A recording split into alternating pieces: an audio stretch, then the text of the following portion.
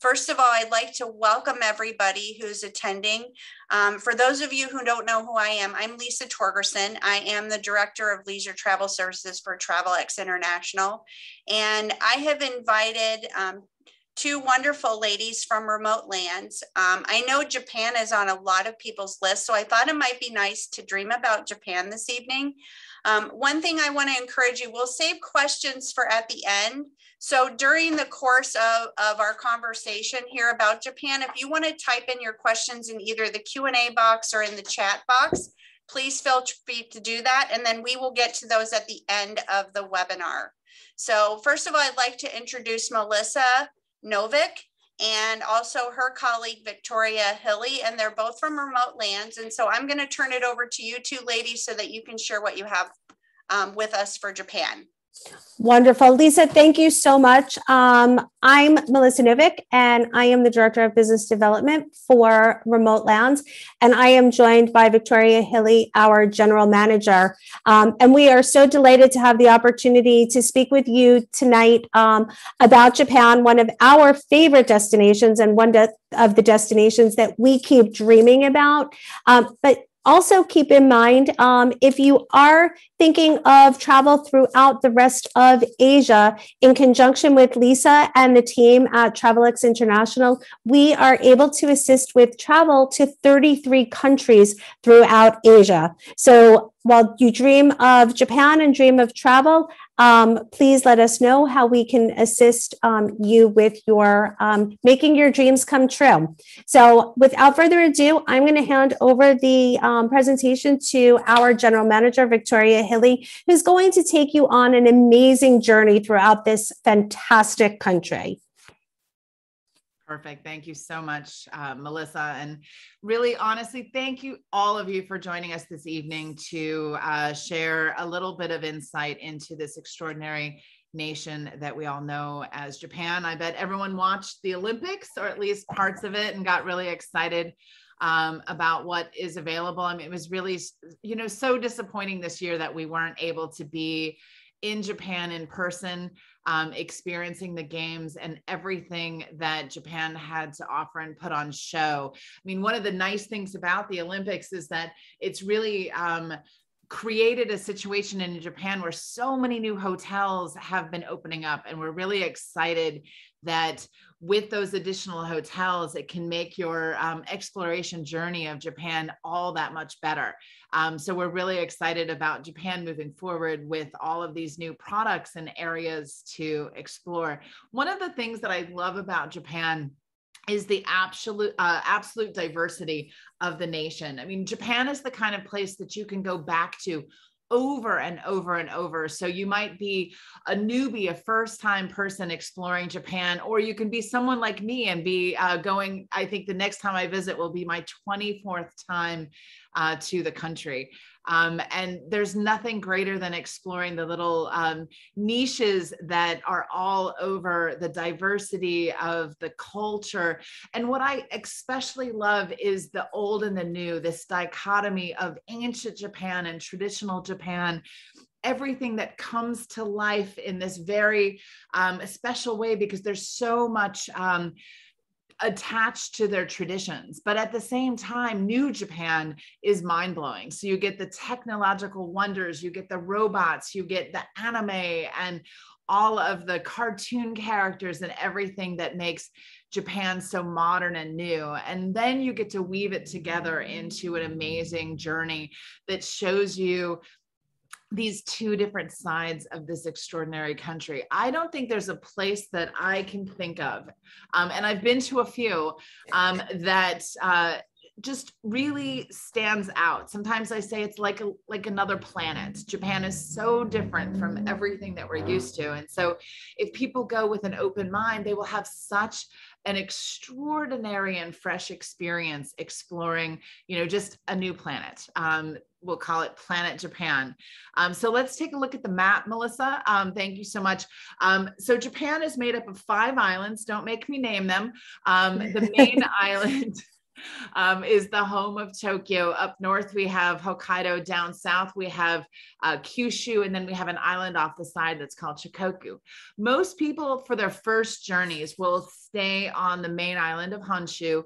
And today we're going to do exactly that. So we're going to start in Tokyo. We're going to go across to Kanazawa, and then we're going to look further south to Kyoto and the surrounding areas and show you some of the highlights of Japan. But one of the things that Remote Lands really loves to do is to bring people to remote lands. So if you're not looking just for the tick the box destinations like a Tokyo and a Kyoto, and you want to go farther afield, there's so many exciting places that you can explore throughout Japan to really get the best of all worlds. So Hokkaido, I just learned the other day that we can gain access to bear tours through the salmon run and trout runs at the rivers of Hokkaido for a couple of nights. And to me, that's really exciting.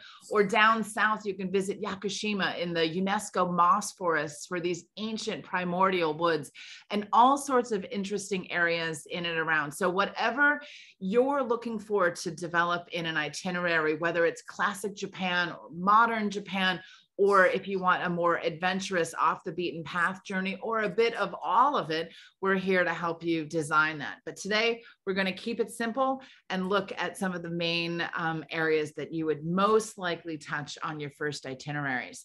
So let's think, why do we go to Japan? What are the top reasons? Well, culture and history. Obviously, Japan has such a rich history, from the old samurais to the Buddhist and Shinto religions blending into an extraordinary melding of religion, which then brings forth the temples and the archways and the torii gates and all sorts of interesting religious experiences that you can have, that spirituality. One of the things we're really into right now is forest bathing, getting out into the woods. And I'm sure we've all experienced this during COVID, where if you spend a little bit time in the woods, that nature gives you a better feeling. And the Japanese have made this into an art, and they believe that you should go into the woods, sit down on a bench and just soak it in. They call it forest bathing. Contemporary art. Art is such a big driver for so many trips in Japan. There are so many very interesting museums and installations. There's also a couple of Triennale events that happen. And actually next year, the big Naoshima Triennale will be going on with different art installations through the entire Seto Island Sea, which is quite exciting. And there's also a lot of modern Japanese artists that are really breaking through globally. So some of the ones that are really, really important at the moment, Kusama Yayoi. If any of you are visiting New York City at any time, our botanical gardens have an outdoor exhibit of some of her amazing flowers and pumpkins, which are quite renowned globally. And also Murakami is one of my favorite Japanese contemporary artists. He recently did a collaboration with Louis Vuitton. When you see the white Louis Vuitton bags with the hot pink and blue designs, that's all Murakami. So quite exciting how Japanese contemporary art is blending into our daily lives, although maybe Louis Vuitton isn't daily life for everybody. Just saying. Moving on, we're getting a lot of requests, particularly now, everyone wanting to be socially distanced, or they've taken the last 2 years to get more fit, that they want to go out hiking and biking and get more adventure into their exploration. And Japan has so much available for that. I was just looking into a trip that would do a whole hike on the Nakasendo Way, which is the ancient samurai roadway that used to be followed from Kanazawa to Tokyo. Quite interesting. Lots of biking opportunity, lots of mountain climbing opportunity. And whether that is combinable with some spirituality, or if it's just adventure for adventure's sake, it's all available in Japan. Skiing has always been a top priority for a lot of people.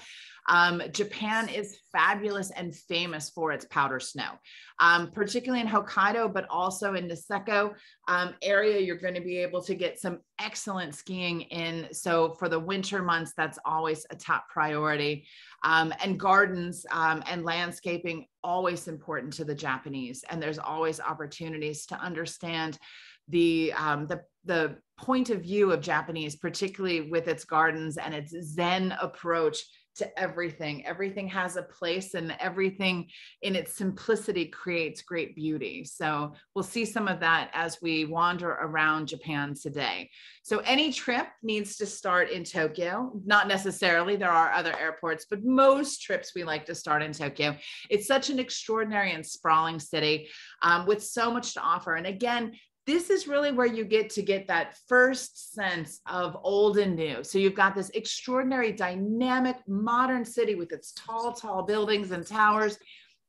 And then melded in and around that, you have this old world Japan. So you have old communities, you have ancient temples. And so you're really able to see a lot of the tradition of Tokyo at the same time of getting in your fix for the robots and the contemporary art. Such an amazing city. It has so much life. We typically recommend people to stay in Tokyo for 3 to 4 nights. 3 full days of touring is an absolute must in my eyes. And some people even stay up to 5 to 6 nights. You've got all of the Michelin star restaurants. You've got a great food scene, even if you don't want the Michelin star restaurants. You have contemporary shopping. We get a lot of youthful requests, particularly from our clients' children who are looking for trendy Japanese clothing. Jeans are very popular, certain types of shoes and sneakers, anime, and all of that cartoon focus. So there's a lot of trendy availability for things, particularly in Tokyo. And again, you can blend it with a lot of old world experience. So this is Asakusa, which is the oldest community in Tokyo. And in around this area, this is Sensoji Temple, you're going to be able to experience your first of the Shinto Temple. So again, Japan has combined Shinto religion with Buddhism. And so on any given day, someone can decide if they want to be a Buddhist or if they want to be Shinto. And it's usually depending on how convenient your day needs to be. The Shinto religion is more focused on your success and your monetary gain and bringing fortune into your family. That's probably a very simplified version of that. And then the Buddhist faith is a little bit more focused on nature and peace and finding your center. And again, whichever is convenient on the day may be the choice of temples. I always love temples in Tokyo because every temple, whether it be Buddhist or Shinto, generally has, I want to call it a theme, like a theme to it. There's a reason why you go to each temple. So this temple is an all-around temple, but really this is where people would go if they want good fortune in their life, good fortune in their money, their business, but also their wedding. So young women will come here when they're asking for a successful pairing in a marriage, and they're looking to make sure that their married life is fantastic. There's another temple that I love to send people to. It's called the Fukugawa Fudo Fire Temple, one of my favorites. It's one of the most esoteric temples, and that's where you go if you want to get blessed for money. And you can literally buy different things and in different varying amounts of money to give to the monks to bless for you.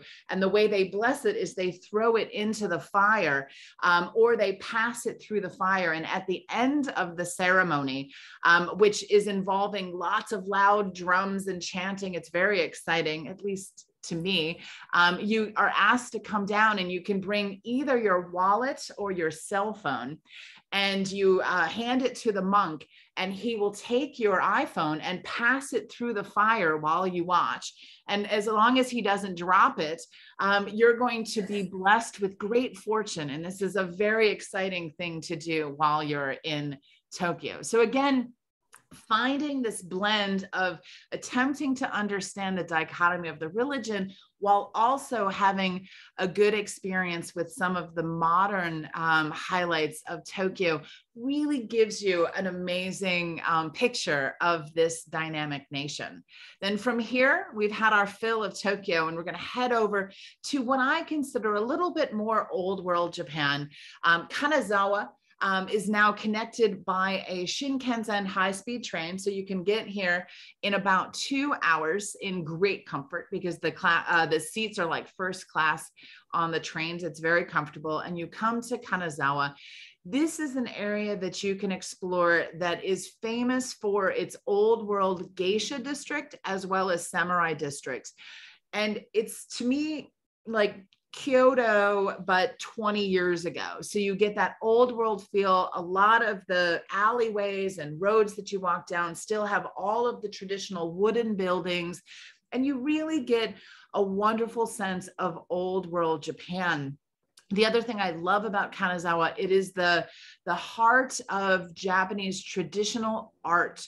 So this is where the lacquer is made and the pottery is made. It's also one of the great centers of sake, the famous Japanese alcohol. There's a lot of sake breweries in and around this region. And they do a lot of traditional arts. There's one thing we do that's called the Kaga Onsen, where the women are hand dyeing the fabrics for kimono, traditional kimono. And if we have clients who are quite interested in fabrics or kimono, we can arrange for them to try on kimono or to see the women painting the kimono fabrics in this area. So again, you get this blend of all these traditional old world crafts.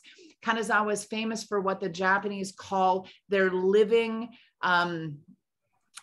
heroes, people that are national treasures, that are revered, but they're all very, very old. So when you get to meet these national treasures, they're keeping alive these traditional crafts. One of my favorite artists in this area is a paper maker. Michi makes traditional Japanese paper, but she does it with a contemporary twist. And she's actually done shows in LA, in New York, and also in London. She studied at the School of Art in London. So she's quite interesting because she can engage with our clients and give them an understanding of how old world traditional crafts can blend with new modernity and keep alive some of these traditions. What you're looking at here in this picture is the Kanazawa Castle. And next door to Kanazawa Castle is one of my favorite gardens, which is the Kenriken Garden. It is known as the Garden of the Six Sublimities. And the six sublimities define what makes the perfect garden. Again, I am not doing a personal quiz on listing the six sublimities, but I do know that there's 6 points in the garden that are very, very important. And this is known as the most important garden in all of Japan. One of the things I want to point out with this picture that I love very much is you'll see these ancient pine trees that have been done in a bonsai style. And because they're done in a bonsai style, which means they've been cut and shaped into special shapes, when winter comes, the snow piles onto these pine and the weight is so heavy. So what they've done in the late fall, they attach ropes to the pine trees to provide strength and to hold up the branches so that the weight won't weigh them down and break the branches. And I think it's just one of the most beautiful things that they do. It's known as the winterization process, and it happens here in Kenriken as well as across Japan. So it's just one of those interesting quirks if you're into gardening. So in and around Kanazawa, you're going to experience the more traditional Japan. One of the things that we like for clients to experience at least once while they're traveling through Japan is to stay at a traditional ryokan or an onsen. Now, a ryokan means a Japanese inn. So ryokan is inn, but an onsen means a hot bath. So what usually happens at a ryokan, but not always, is that they are combined. So if you're in a more natural setting, you will have a hot spring available to that ryokan to create these baths that are so, so famous in Japan. So one of my favorite places for people to stay is actually just outside of Kanazawa. It's called Kaga Onsen, which means it's the hot spring town of Kaga. And The ryokan here is one of the most beautiful that I've ever experienced. It's called Kyoto. And there's many that you can experience for ryokans, but I particularly like this one. It sits near the Hokkaido Gorge. So you can do some nice hiking in this area. It's surrounded by beautiful woods. The accommodation is absolutely stellar, and they have beautiful private onsen hot spring baths for you to experience. And we usually try to encourage clients to experience at least one night in a ryokan, but I have to say, when we do have clients who want to have many nights in ryokans, they prefer to experience traditional Japanese stays throughout, we might want to talk to you and figure out what the right balance is, because staying at a ryokan comes with a lot of rules. We call it the Ryokan 101. Typically, when you arrive at a ryokan, they'll ask you to remove your shoes and wear slippers that they provide. You may be asked to put on a robe, which is called a yukata, instead of walking around in your clothing, which for some people is not necessarily 100% comfortable all the time. You'll be provided a set meal that occurs typically quite early, usually around 6 o'clock in the evening, and it's known as a Kaiseki Meal.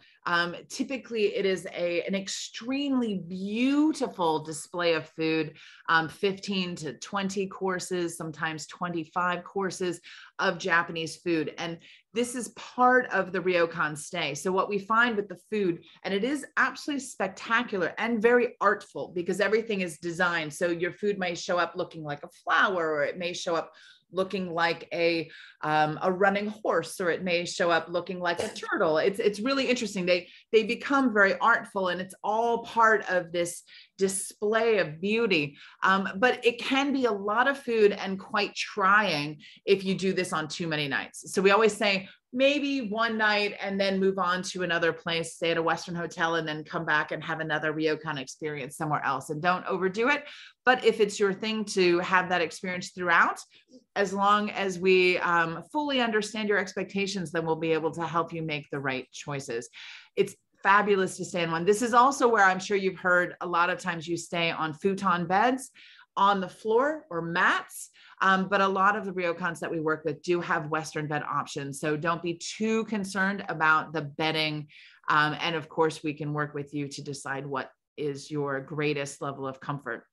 We're going to move on to two towns that are close by Kanazawa. So we either do this as a day trip, or you can also do this as an overnight journey. The first one is Shirakawa-go. It is a UNESCO World Heritage Site, and you'll see these very, very special farmhouses. They are known as Gasho farmhouses. The Gasho roof is this thatch roof that comes all the way to the ground.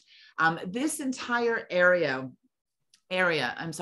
is very well known for its masses and masses of snow. So in the wintertime, they may get up to 10 to 12 feet of snow. The design of the farmhouses has been created in such a way to be able to take on that mass weight of the snow. It's absolutely beautiful, and also, quite magical to walk around this traditional area. And nearby we have Takayama. Takayama, again, such a very special old world town, famous for its Matsuri festival. Oftentimes we'll have clients stay here in a traditional ryokan. And another one of my favorite experiences in and around Takayama is to actually go biking out into the countryside, typically about 4 hours, to really get a feeling for authentic Japan and life on a daily basis out in the countryside. It's a beautiful, beautiful area. And then from here, we are going to take a train over to Kyoto and continue on to view probably one of the greatest delights on any trip to Japan. So Kyoto is very famous for its many, many temples. So again, anytime we're working on an itinerary, we want to make sure that we find the right balance, because you could temple yourself silly in this place. Hundreds of temples. And again, each of these temples has something different to offer and something that is driving its importance. This particular one is the Ginkakuji. It is the Golden Temple, probably on everyone's I need to see this I love Ginkakuji. It is so small. So this used to be a feudal lord's house. So it's just a 3-story home that has been gilded over. You come in, it has a meeting hall at the bottom, and then 2 levels. You're only able to access the bottom, but what surrounds it is one of the most significant parks and grounds. So again, anytime that you have a temple, you're probably going to have it in conjunction with a garden. The gardens play such an important role in Japanese tradition. Ginkakuji is very famous for its pine trees and also its moss. And so when you walk around, you're supposed to be in awe of the beautiful pine trees and the shapes that they have been cut into, because they have used all of the bonsai treatment on the different pine trees. And it's very revered. It's a very peaceful garden and lovely to visit. Kyoto has a lot of different areas. This picture is showing us the Higashiyami District, leading up to Mizodera Temple. Mizodera, is very famous. Again, this is the temple that all of the women go to when they are looking for blessings for their children, i.e. they want to get pregnant and the gods are going to bless them with exactly what they want, the exact child they want, the success of the child and all of that. And there's actually a waterfall that runs there, and you stand in line and you are given a wooden ladle that you wash your hands with, and then you pour the water into your hands and you drink from it. And that is supposed to cleanse you and give you all of this wonderful good fortune. Leading up to I can never say this, Kiyomizudera, you're going through the Hagashiyama District. This is a lovely area. It's about a mile long of shops on either side. This is where you can pick up souvenirs. You can go shopping. There's a couple of places that offer some traditional craft lessons, but also if you're a foodie, there's some excellent different types of food that you can try along the way. One of my favorite stops is for the black sesame ice cream, which is absolutely to die for. So just an interesting area to break up the day and explore. And what I love, as you're walking through this area, you're going to find so many women walking in their traditional Japanese clothing. I just forgot the name. Kimono. Their kimono. Thank you. Oh my goodness. So they're going to be wearing their kimono. Again, these women are all going up to the temple. They want to get blessed. They're only going to go there if they're in their finest traditional wear. So you're going to see hundreds of women doing this. The other thing you're going to see is hundreds of tourists also wearing kimono, because one of the most fun activities for people to do is to play dress up when they're in Japan. So if you have clients who want to dress up, they might come to this area to put on their own kimono to do the same walk. So sometimes it's very hard to tell the difference between a Japanese woman and an Asian tourist if you're looking for those photos of the traditional geisha dresses. So just sharing. Outside of Kyoto, there's also Nara, which is also a UNESCO World Heritage Site. Nara was the home of the first Edo capital of Japan. Japan had 3 capitals. The first one was Nara, second was Kyoto, and the third one was Tokyo. This was where the different feudal lords of Japan came together under Tokugawa and united into one Japan. The deer is very important because in history, they believe that the first Tokugawa emperor rode from the heavens on the back of a celestial deer and landed and was able to unite the entire nation. And so now when you go to Nara, there's going to be hundreds of deer. They're all worshipped because they were the bringer of the unification of Japan. You can go and feed the deer. And one of my favorite experiences that we can offer our clients is there is a gentleman who has a trumpet and he comes out, and we call it the deer calling, where he's able to play a little song on his trumpet, and hundreds of deer will run from every corner of Nara to circle around. And it's really kind of very cool. So if anybody is a deer lover or would love to have an amazing experience like that, that is something really special to do in Nara. In and around Nara, you have lots of temples and lots of gardens to explore. It is a UNESCO World Heritage Site and quite beautiful. This can be done as a day trip from Kyoto. And if you're in too much of a rush or you're combining it with something else, it can be sort of compressed into half a day. But I do recommend for people who are interested in history that this is quite a stunning place to visit. South of Nara, moving along the path of our journey, would be Osaka. I always say that Osaka is my absolute favorite place in all of Japan. And the reason that I love it so much is I am a self-professed foodie. I am food obsessed, and Osaka is known as the kitchen of Japan. So all of the best food, don't tell anyone else from anywhere else in Japan that I've said this, but it is always a known fact that Osaka serves up the best food. Amazing things can be had here. This is the Osaka Castle, a very famous castle. It's surrounded by a beautiful, beautiful park. And in cherry blossom season, they have, I believe, something like 10,000 cherry blossom trees. So it really is something quite extraordinary. On the next slide, we're going to see the Daltonbury District. And you can see these tall, tall buildings, all the neon lights. So Osaka is very famous for its neon lights, the iconic lights of Japan. But what is crazy about any of the cities in Japan, but particularly in Osaka, is the restaurants on every floor. And so when you enter a building, it could be 20 floors of restaurants, and it's just over and over. So the Daltonbury District has probably over 1,000 restaurants. So you will not starve here. And there's amazing food to try. So I really recommend a stop in Osaka. A lot of people will pass it on their journey because there's so much else to see in Japan. But if you have a love for food, or if you love baseball, because they have the best baseball team, Osaka is, in my mind, an absolute must to visit. South of Osaka, we might want to explore Hiroshima. Hiroshima is the site of the first A-bomb, our first nuclear bomb. It's a very sad place to visit. And so we find for a lot of clients, this isn't necessarily what they want to add into an itinerary. However, it is such a meaningful place. And so to understand what happened here, this building was one of the last buildings or only buildings left standing after the A-bomb hit. You have the Peace Park and Peace Museum nearby that you can visit. It's quite graphic and quite dramatic. It's not for everyone, but it definitely is worthwhile exploring this area if it's of interest from a historical perspective. Just outside of Hiroshima, we have Miyajima. Miyajima is an island, again, just off the coast, very, very famous for this red torii gate. Again, this is a Shinto gate. So anytime you see the red gate like this, it means that it is practicing the Shinto religion.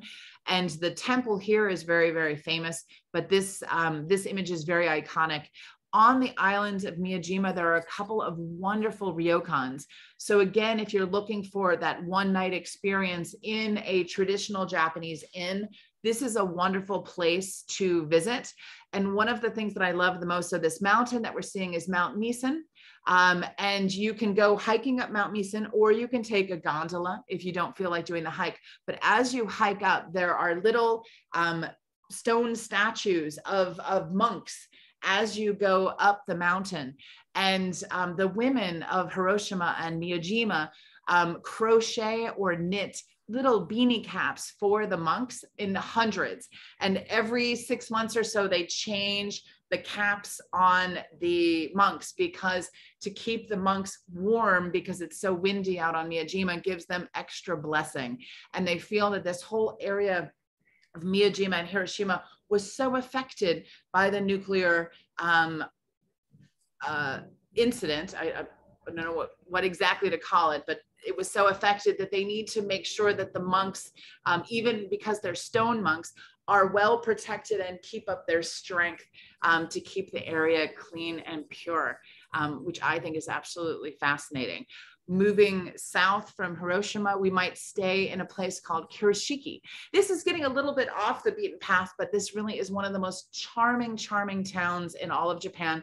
Kirishiki is known as the Bruges of Japan. If you've ever heard of Bruges, you'll know that it has lots of canals, and you can see that Kirishiki has beautiful canals. Again, this is where you would stay at a stunning local ryokan. with an onsen bath. You would explore this beautiful and charming town of Kirishiki. Also, there is a beautiful private museum here called the Ohara Museum, which has Japan's largest private collection of contemporary art. So quite an interesting and important museum to explore. Speaking of museums, just about an hour away from Kirishiki is one of the most famous art sites in all of Japan, Naoshima, which sits in the Seto Island Sea. Naoshima is famous and is often referred to as Art Island. And people like to visit Art Island for the different museums. I believe there are 8 museums on Art Island, and they would range from the Benesse Museum to a museum for Kusama Yayoi. Here's her famous pumpkin. There's a wonderful James Turrell expedition. So you've got a lot of different installations. There's also 2 other islands you can visit, Teshima and Inujima. And you can really get a wonderful art exploration here. Depending on how important art is in your itinerary, I would say a minimum of 2 nights here, and sometimes 3 and even 4 nights, because there truly is so much to see. And as I said, the Biennale is starting in March. And will offer so many different art installations throughout this region. So definitely, if you are a contemporary art lover, this is an area for you. Just to point out, though, with Art Island, there is very, very little accommodation. And Benesse House, which is the main hotel, there is a ryokan opening soon, which we're very excited about. But Benesse House takes bookings only 180 days in advance. And anytime anyone wants to stay here, we stay up. And when the booking comes available at midnight, we're there to book it online, because it's the only way, and it's very restrictive. So definitely anybody who wants to go, we want to know about it as soon as possible so that we can plan appropriately and make sure that you are not disappointed. I'm going to wrap up with a couple of special experiences. Again, to me, Japan is best when you're able to explore, but also feel it with your hands and in your own heart. So we wanted just to highlight a couple of really cool things that you can do while you're exploring Japan. One of my favorite things is sushi making, to understand the art of sushi.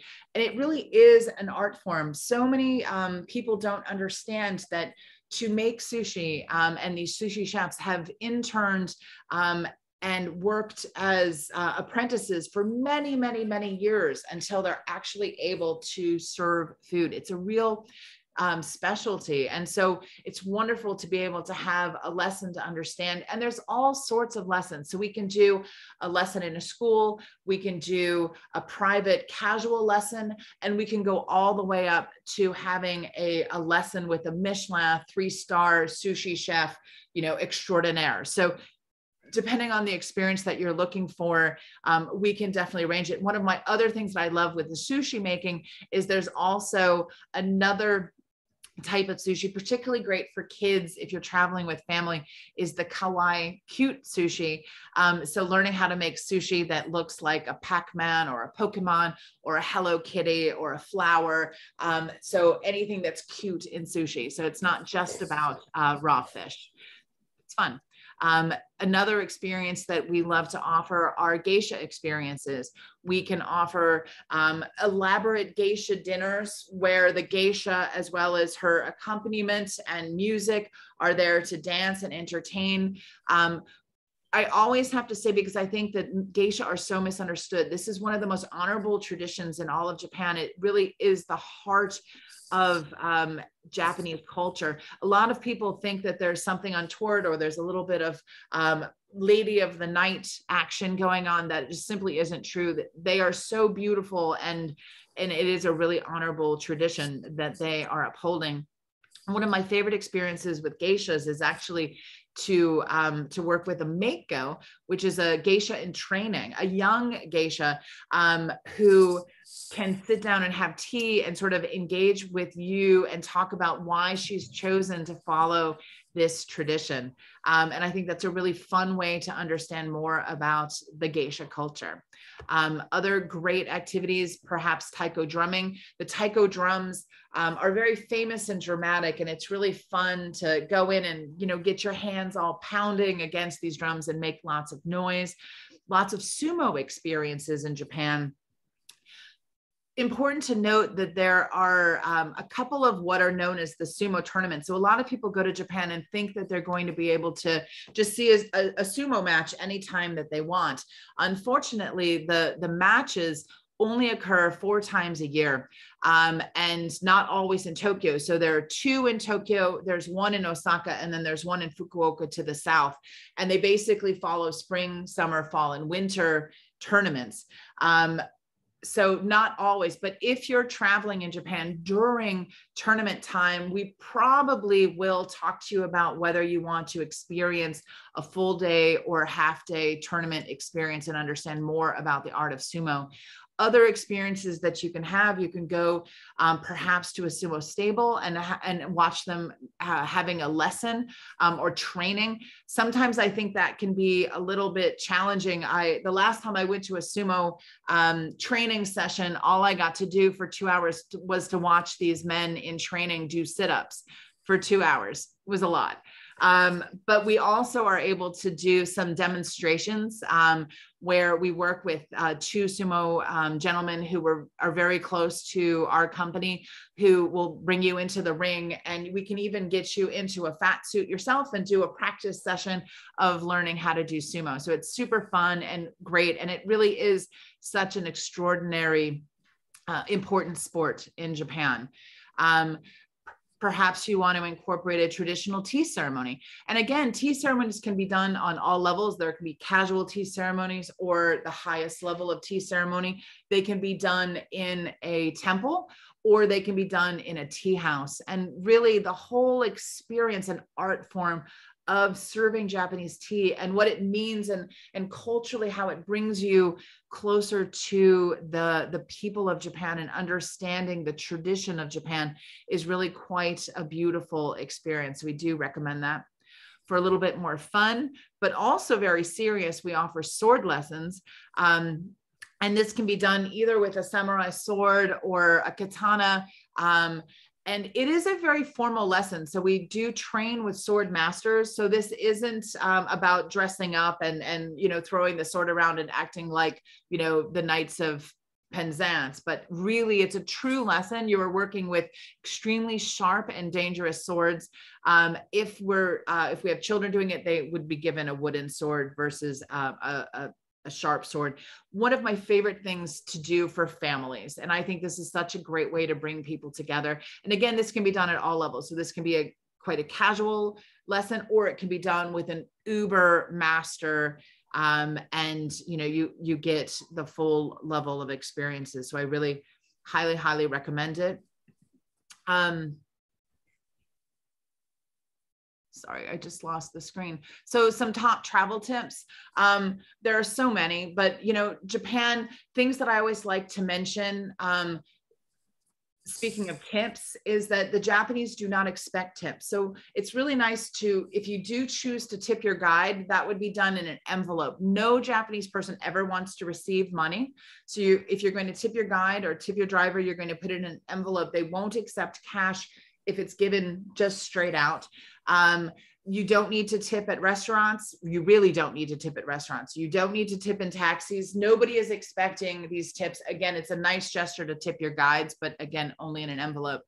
For food, Japan is such a foodie destination with so much on offer for food. But again, really important to note with the food that the Japanese are not very open to making exceptions or changes. So they don't really, they're not really on board with gluten-free and carb-free, and I'm not eating soy, and I'm not like, what they're making. Again, they're apprenticing their whole lives to be able to present a certain dish.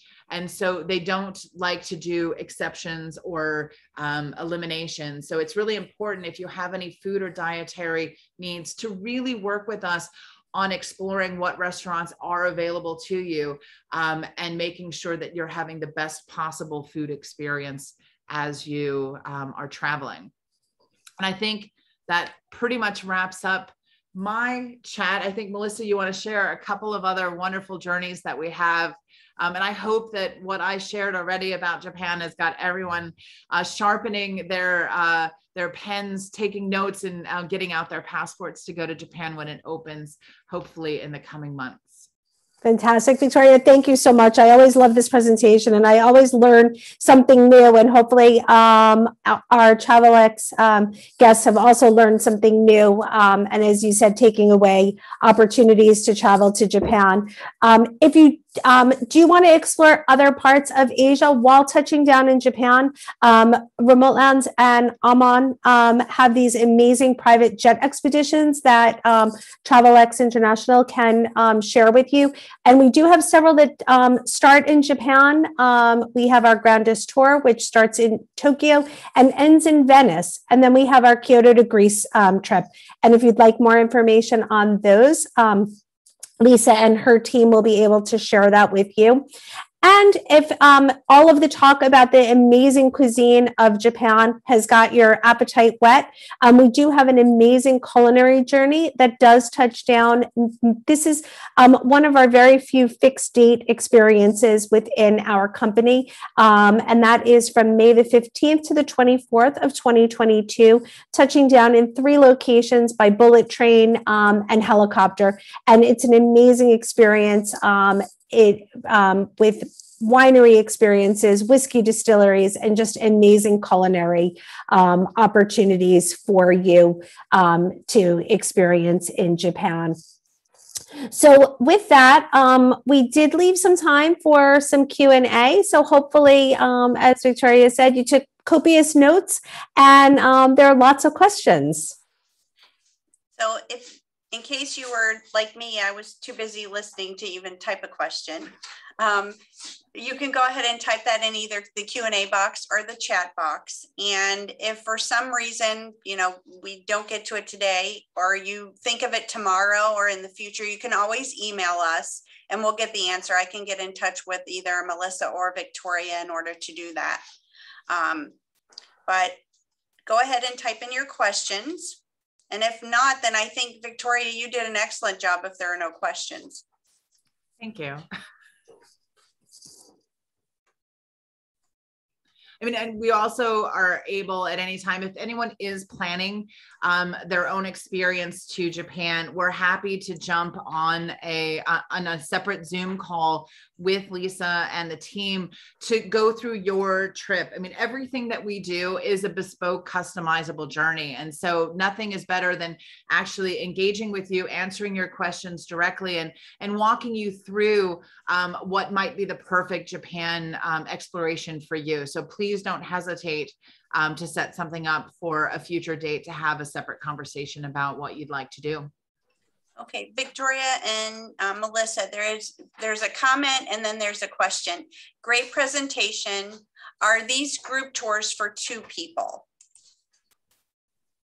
I'm guessing it's the Amon Jet experience, and the Amon Jet experiences are the only set date trips. And for those, it is a private expedition, semi-private expedition with 16 to 18 people, so 8 to 9 couples that travel. But what happens when you travel with us on a private expedition is you have your own car, driver, and guide throughout the experience, but then you have the ability to come together for special experiences with like-minded people traveling on an Airbus 318 or 319 on our jet expeditions, and then by bullet train and helicopter on the culinary journey.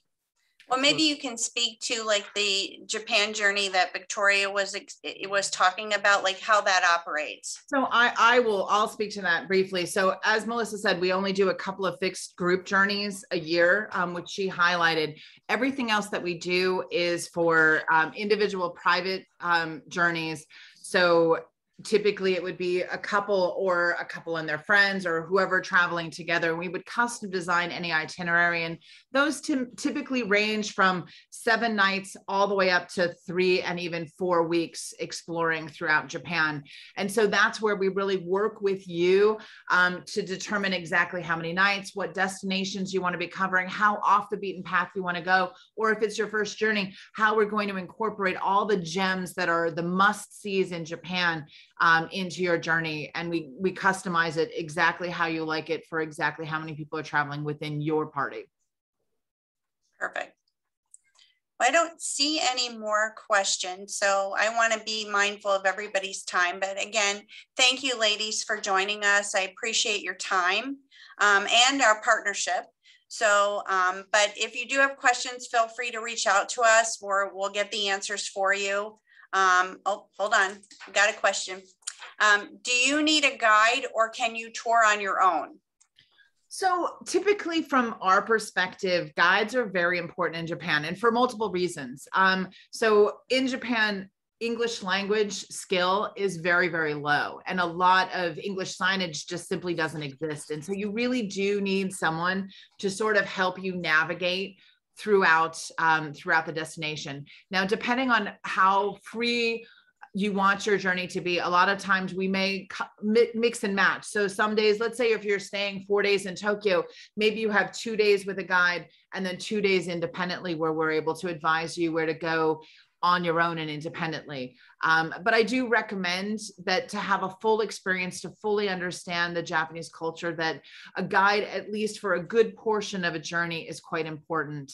But again, we want to know what you need, and we'll help work around that. Perfect.